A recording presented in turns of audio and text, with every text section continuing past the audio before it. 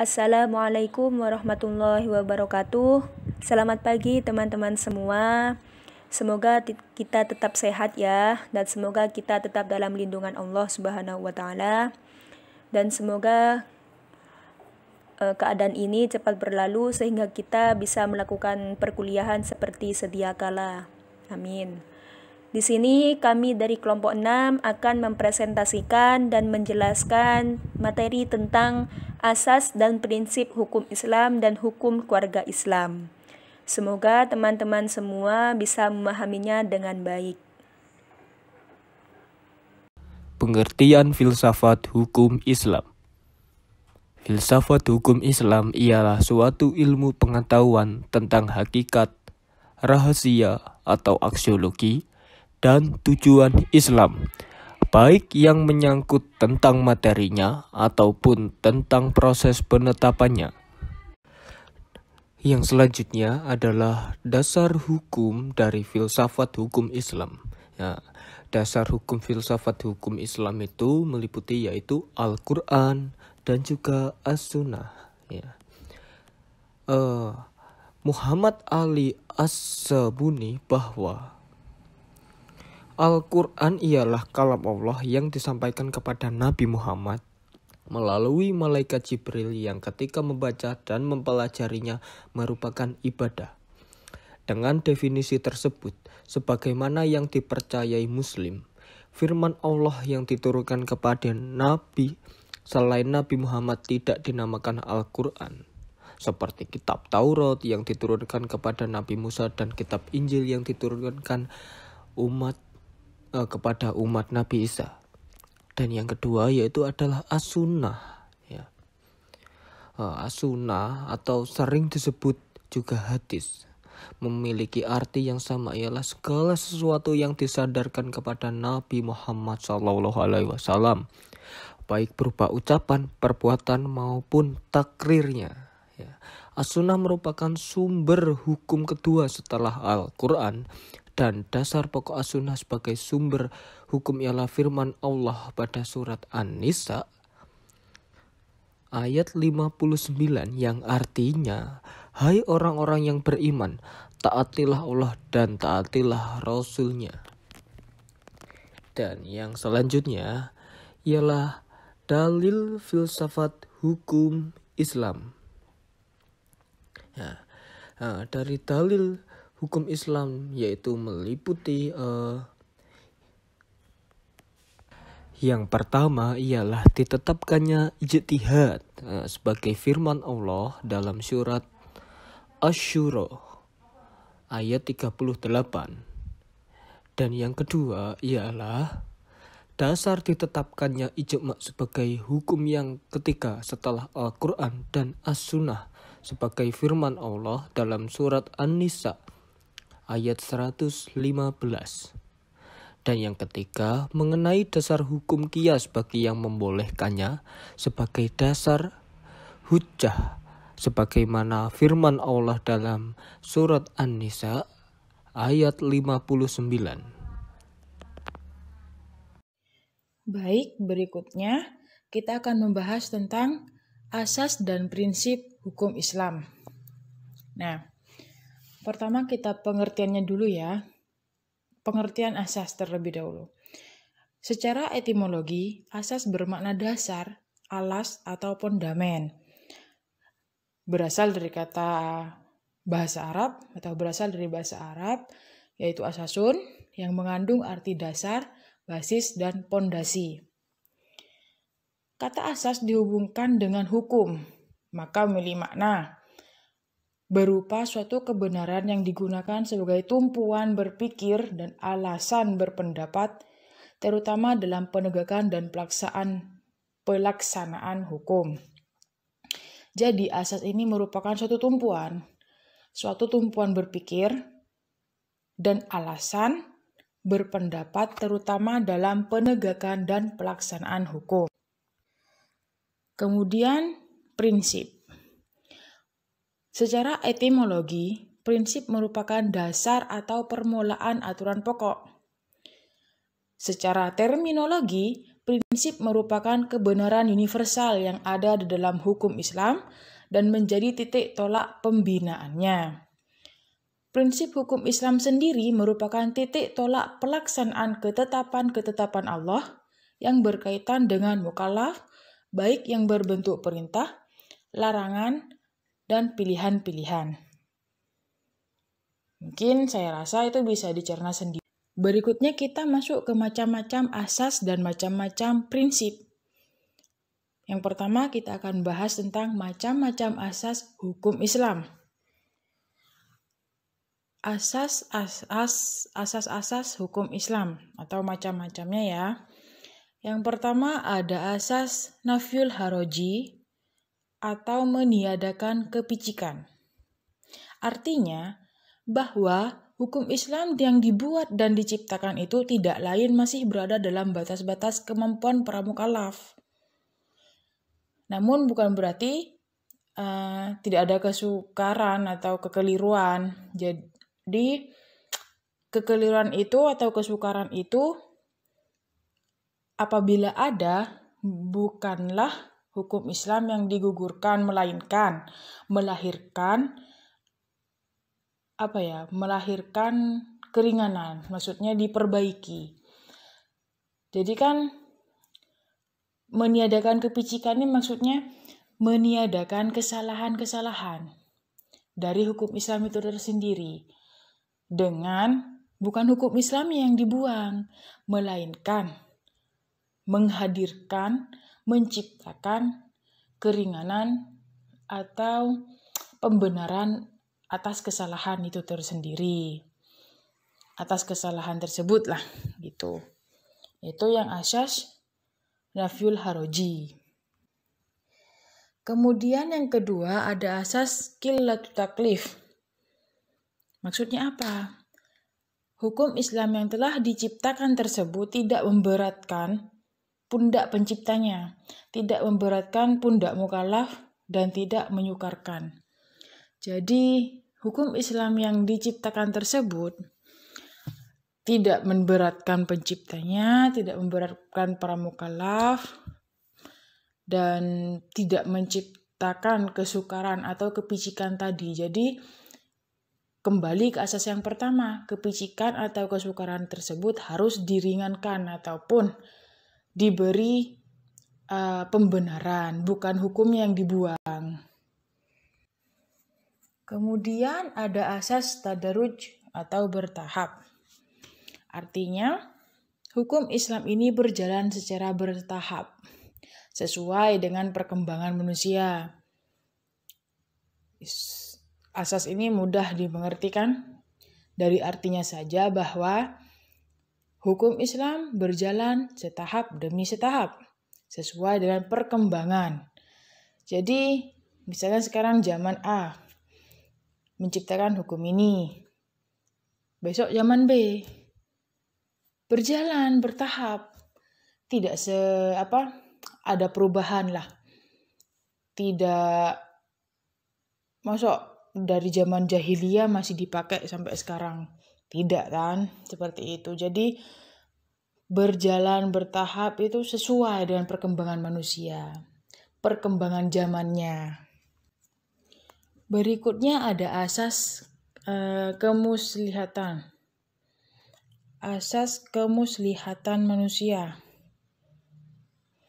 Artinya, hukum Islam seiring dengan mereduksi atau membuat pengurangan sesuatu yang ada di lingkungannya.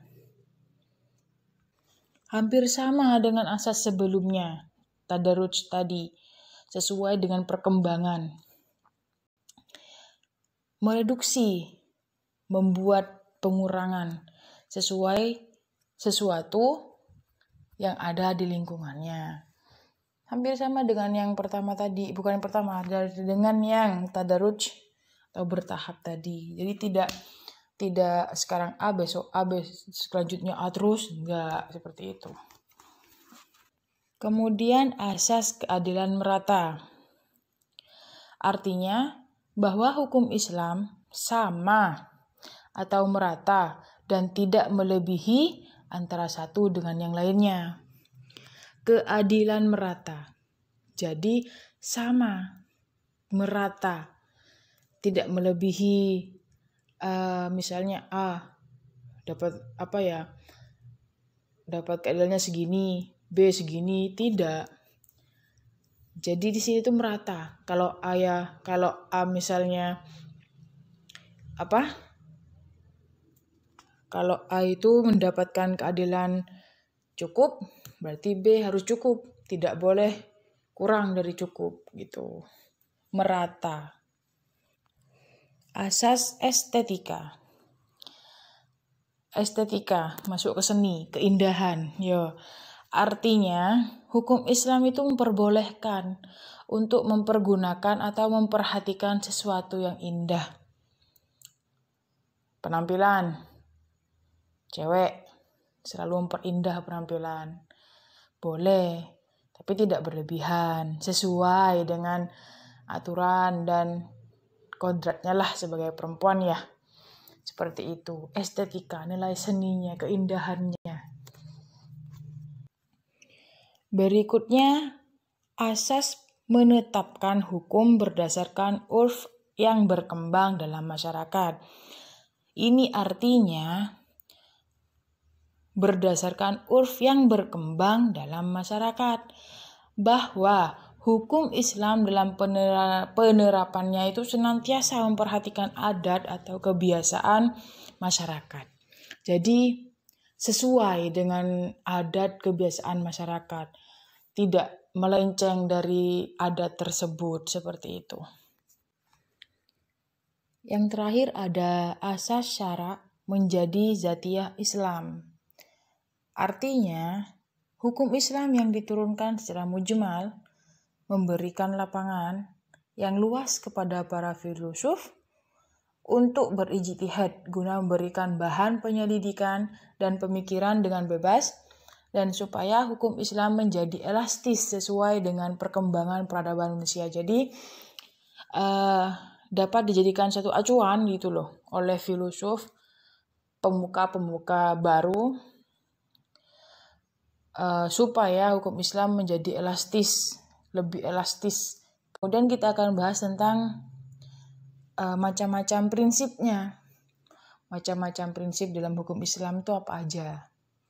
Yang pertama, ada prinsip tauhid. Prinsip tauhid ini menyatakan bahwa setiap manusia itu ada di bawah satu ketetapan yang sama, yaitu ketetapan tauhid yang dinyatakan dalam kalimat la ilaha illallah. Prinsip ini dasar hukumnya adalah surah Al-Imran ayat 64. Ya, ayat 64. Prinsip tauhid ini merupakan prinsip pada umumnya, secara umum.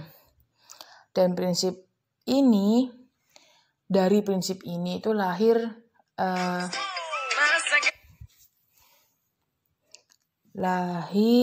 suatu prinsip-prinsip khusus. Melahirkan prinsip lagi di dalamnya gitu loh. Prinsip yang pertama yang lahir dari prinsip tauhid ini ya, itu berhubungan langsung dengan Allah tanpa perantara. Artinya, tidak ada seorang hamba yang dapat menjadikan dirinya sebagai zat yang wajib disembah. Kemudian prinsip yang kedua, beban hukum atau taklif ditujukan untuk memelihara akidah dan iman, penyucian jiwa, dan pembentukan pribadi yang luhur.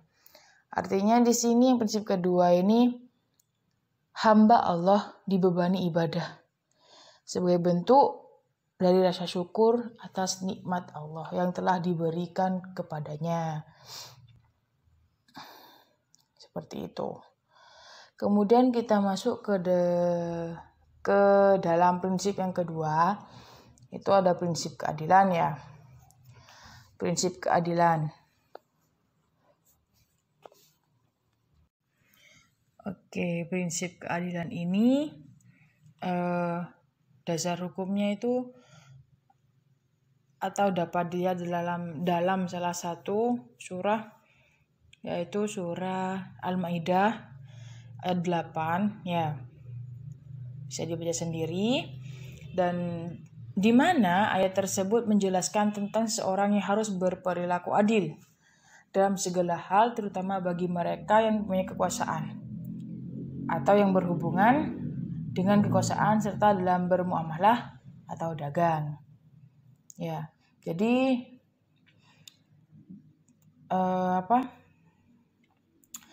dari prinsip keadilan ini lahir suatu pernyataan. Seperti tauhid tadi. Dalam prinsip keadilan ini juga lahir suatu pernyataan. Seperti yang pertama, Allah tidak berbuat sesuatu tanpa hikmah dan tujuan. Perbuatan tanpa hikmah dan tujuan adalah sia-sia. Bisa dimengerti ya. Yang kedua, segala sesuatu dan perbuatan itu mempunyai nilai subjektif. Sehingga dalam perbuatan baik terdapat sifat-sifat baik, begitu pula sebaliknya. Seperti itu.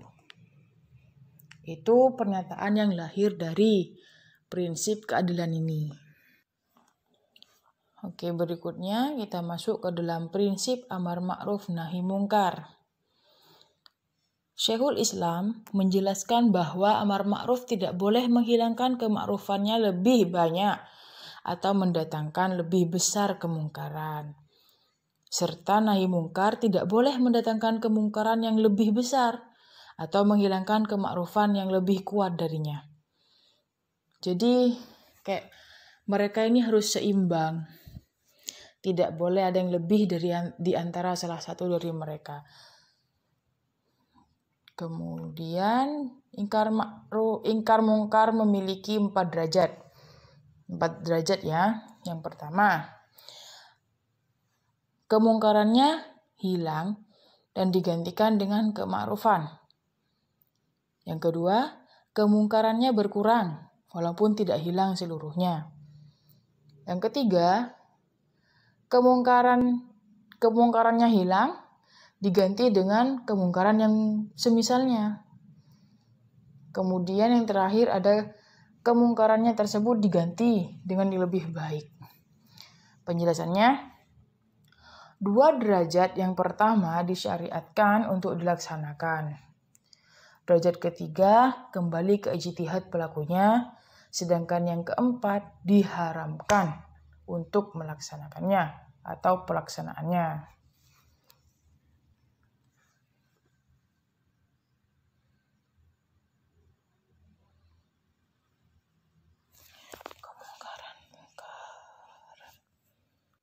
Sekarang kita masuk ke dalam prinsip kebebasan.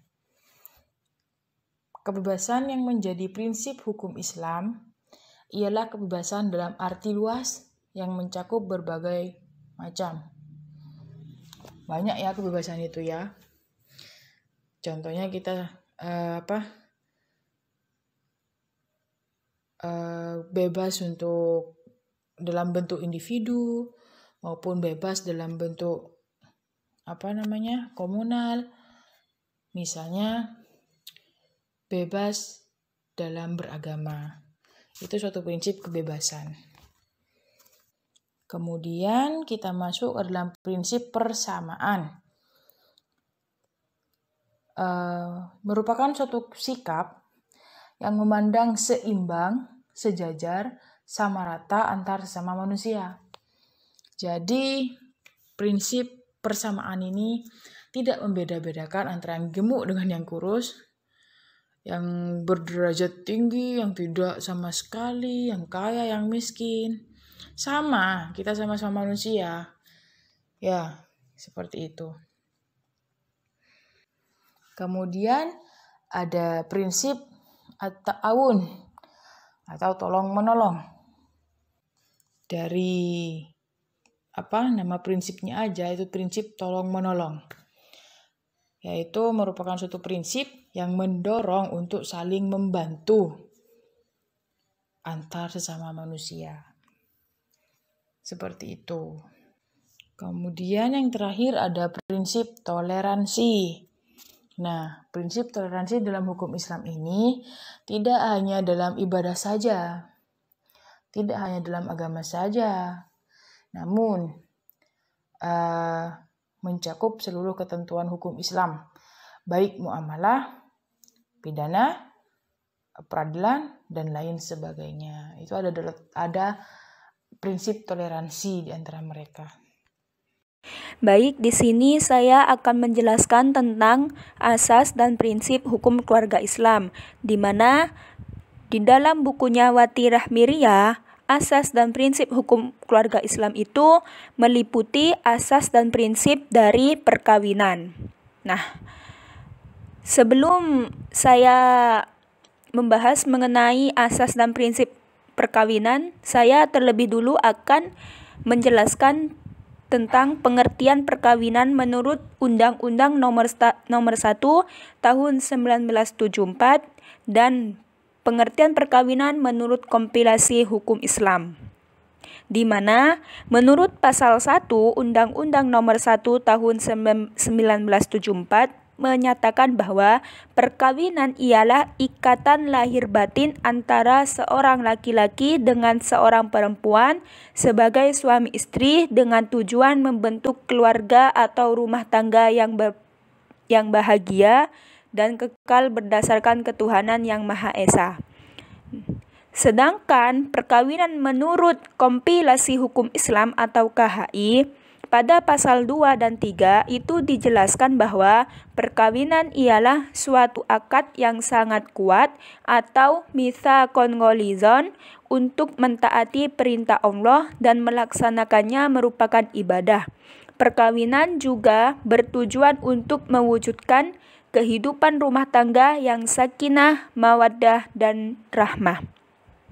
Jadi, dari beberapa pengertian menurut pasal 1 UU nomor 1 tahun 74 dan pasal 2 dan 3 KHI itu dapat ditarik kesimpulan bahwasannya perkawinan ialah suatu perbuatan yang suci yang dilakukan oleh kedua belah pihak dalam memenuhi perintah dan anjuran Tuhan Yang Maha Esa agar dapat membangun keluarga atau rumah tangga yang baik sesuai dengan ajaran agama.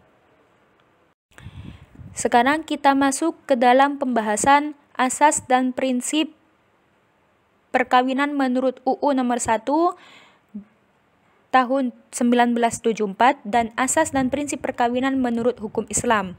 Seperti yang saya katakan di awal bahwasanya hukum keluarga Islam, asas dan prinsipnya itu menganut asas dan prinsip dalam perkawinan. Nah, pertama, asas dan prinsip perkawinan menurut UU nomor 1 tahun 74 meliputi 1. Tujuan perkawinan ialah membentuk keluarga yang bahagia dan kekal. Kedua, undang-undang ini menyatakan bahwa suatu perkawinan sah apabila dilakukan sesuai dengan masing-masing kepercayaannya dan setiap perkawinan itu harus dicatatkan sesuai dengan perundang-undangan yang berlaku. Menurut saya, asas dan prinsip 1-2 ini sudah cukup jelas ya. Ketiga, undang-undang ini menganut asas monogami, yang mana asas itu menjelaskan bahwa apabila si suami hendak beristri lebih dari satu, maka harus memenuhi berbagai persyaratan tertentu dan diputuskan oleh pengadilan agama. Salah satu syarat, seperti yang kita ketahui, itu ialah bahwasanya si istri harus mengizinkan si suami untuk beristri lebih dari satu, atau si suami harus meminta izin istri pertamanya untuk melakukan pernikahan yang kedua. Keempat, undang-undang ini mengatur bahwa si calon suami harus siap lahir batin dalam melangsungkan perkawinan. Artinya, tidak boleh ada paksaan. Kelima, Hak dan kedudukan istri bersifat seimbang dengan hak dan kedudukan suami, baik dalam kehidupan berumah tangga ataupun dalam pergaulan bermasyarakat. Selanjutnya, yang kedua ialah asas dan prinsip perkawinan menurut hukum Islam. Meliputi 1. Harus ada persetujuan secara sukarela dari pihak-pihak yang mengadakan perkawinan, baik dari pihak laki-laki ataupun pihak perempuan. Artinya, apabila dari salah satu pihak itu ada yang keberatan, maka di sini tidak diperbolehkan untuk melangsungkan perkawinan. Karena apa? Karena jatuhnya nanti perkawinannya dilakukan secara terpaksa, walaupun itu dari pihak keluarganya. Kedua, tidak semua perempuan bisa untuk dikawini atau dinikahi oleh seorang laki-laki. Sebab ada beberapa ketentuan yang dilarang antara laki-laki dan perempuan untuk melakukan perkawinan. Misal, seorang laki-laki yang mengawini ibu kandungnya, atau seorang menantu yang mengawini ibu mertuanya, begitu juga sebaliknya. Ketiga, perkawinan harus dilaksanakan dengan memenuhi syarat-syarat, baik syarat yang menyangkut antara kedua belah pihak ataupun suatu hal yang berhubungan dengan pelaksanaan perkawinan itu sendiri. Nah, teman-teman sudah tahulah apa syarat-syarat perkawinan. Misal, wali. Syaratnya wali itu apa? Itu harus balik, harus merdeka, harus berakal, tidak dalam pengampuan, dan lain sebagainya. Syaratnya si calon pengantin itu harus bagaimana? Ya, harus merdeka, harus berakal, tidak diwakilkan, dan lain sebagainya. Kemudian, ataupun suatu hal yang berhubungan dengan pelaksanaan perkawinan itu sendiri. Nah, pelaksanaan perkawinan itu yang boleh gimana dan yang nggak dibolehin gimana. Misal yang nggak dibolehin itu melaksanakan perkawinan secara besar-besaran.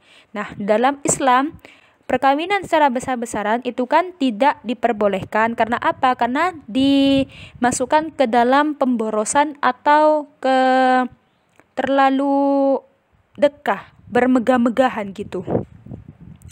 Keempat, perkawinan pada dasarnya ialah untuk membentuk keluarga atau rumah tangga yang tentram, damai, dan kekal.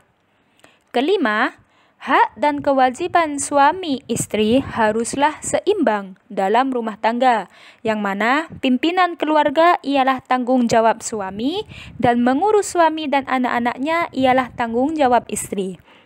Nah, untuk asas dan prinsip kelima ini itu sama dengan asas dan prinsip di UU nomor 1 tahun 74 yang kelima. Jadi, kenapa kok asas dan prinsip hukum keluarga Islam itu jadi satu, tidak seperti asas dan prinsip dalam hukum Islam? Karena di dalam buku yang saya baca dan referensi yang kelompok kami ambil, itu memang yang ada asas dan prinsip hukum keluarga Islam itu menjadi satu. Begitu. Sedangkan asas dan prinsip dalam hukum Islam itu dibedakan. Begitu, teman-teman. Jadi, apabila dari teman-teman semua ada yang belum difahami atau kurang jelas, monggo ditanyakan. Selamat berdiskusi.